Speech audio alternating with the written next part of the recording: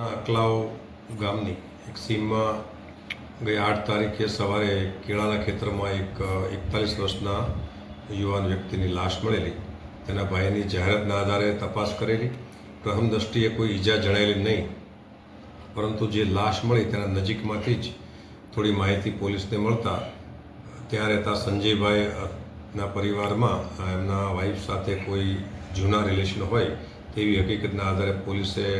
તપાસ કરેલી. Forensic PM દ્વારા જાણવા મળ્યું કે મરણ જનારને ઇલેક્ટ્રિક કરંટ લાગેલો હતો, જેના આધારે કડક પૂછપરછ કરતાં જે મરણ જનાર છે જે પિન્ટુભાઈ, તેને આ સંજયભાઈના પત્ની સાથે સંબંધ હોય સંજયભાઈએ અને એના મધરે એક કાવતરો કરી અને પોતાના ઘરની પાછળ આ મરણ જનાર સમયાંતરે આવતો હોય ડાયરેક્ટ ઇલેક્ટ્રિક કરંટના વાયર ગોઠવેલા